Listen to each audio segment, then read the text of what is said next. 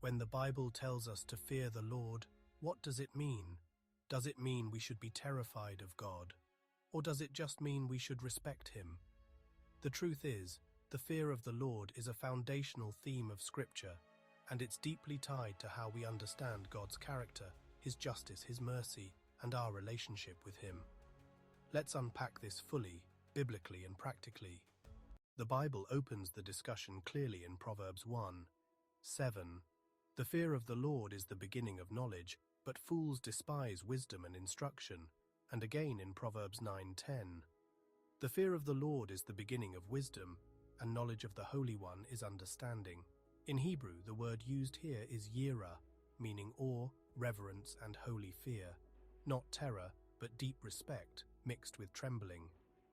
Job 28:28 agrees, "Behold, the fear of the Lord that is wisdom, and to depart from evil is understanding." In Isaiah 6:1-5, the prophet has a vision of the Lord on his throne. The angels cry, "Holy, holy, holy is the Lord of hosts, the whole earth is full of his glory." And Isaiah responds, "Woe is me, for I am ruined, because I am a man of unclean lips." He was overwhelmed by God's holiness. Exodus 20:18-20, when God appears on Mount Sinai, "Do not be afraid, God has come to test you, so that the fear of God will be with you to keep you from sinning." Moses says, "Don't be afraid, but do fear him." Not fear of destruction, but fear of offending the one who is completely holy. What does the Lord your God ask of you, but to fear the Lord your God, to walk in obedience, to love him, to serve him with all your heart?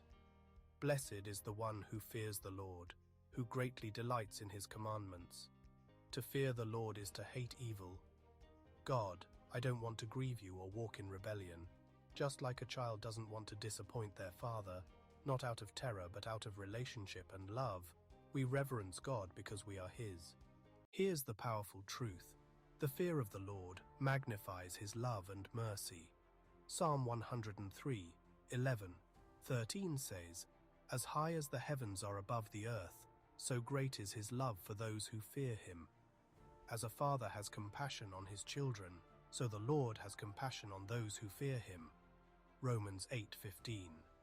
You did not receive a spirit of fear to fall back into slavery, but you received the spirit of adoption, by whom we cry, "Abba, Father." So this fear is not bondage but freedom, the freedom of knowing God as both Father and King. To fear the Lord is not to cower but to stand in awe. It is to tremble at His word, to obey His voice, to run from sin, and to worship Him with all your heart. Ecclesiastes 12:13 gives the final word. Fear God and keep His commandments, for this is the whole duty of man. God is holy, God is love, and fearing Him rightly helps us walk humbly, live righteously, and worship fully.